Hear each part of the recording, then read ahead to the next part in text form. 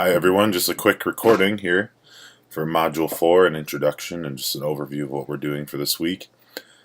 Just a couple things. First off, our content for this week is talking about reflection and support for struggling writers. And the outline and there'll be a lot of similarities between this module and the other modules. Try to keep that consistent. We wrap up the course this week, so we are in our final week, and I would appreciate it if all assignments are due by Saturday by 11:55 p.m. As as we wrap things up, the course does close on Saturday. I do have some leeway if you are finishing up things, but I think everyone should be on track as far as doing the work. But if you need an extension or anything, let me know. So if we wrap things up Saturday night, that'll give me Sunday, Monday, maybe Tuesday to finish the grading and feedback and finalize grades and submit them. And you will have your licensure renewal credits or your graduate credits. The format, as I said, is very similar. We have our final project. We have an artifact that we're creating. It's a little bit different because of when we are taking this course. Your artifact might look a little different because you don't have kids right now. So a lot of that might be based on projections as far as what that might look like. But I truly want to see an artifact in terms of, okay, so I had this problem, I've addressed this problem, I've implemented a plan, I've done the research.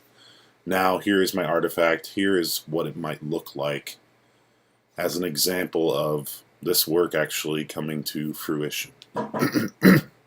There's a form, excuse me, I've been kind of sick lately. There's a form that goes with this this project, this final project artifact work, and right here you can click on this link and it'll make a copy for you if you want to do it through Google Docs. We are having a brief forum on reflection and supporting struggling writers. Again, this forum really does depend on going through the content for the week first and then going through this and writing your response.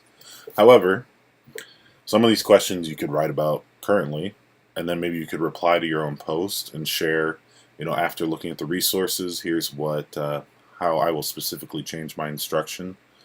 So you could definitely do that. Your initial post is due on Thursday. Your reply posts are due this Saturday. Remember, the date changed because of the last week of the course. I've had some excellent reflections and discussions prior to this module, and I don't anticipate that'll change. So I look forward to seeing what you have to write about. Lastly, here's your assignment submission for the final project. Here is your work for the week as far as the activity goes. Very similar to Module 2 and 3. You are submitting to a Google Doc. You're sharing your thoughts. Found this to be the best way to outline everyone's work, but also see what other people are doing. So then you can comment on each other, and you are welcome to do that. Still trying to think of how to make this more interactive in an online course that is not necessarily self-paced, it's sequential, but when everyone's working at different times, it's pretty hard to have a synchronous discussion about this. But anyway, the discussion is about reflection in the classroom. I want you to share some experiences with quality and not so quality reflection and share your thoughts on the tools that you explored throughout this module. What do you think will have an impact? What won't, and why?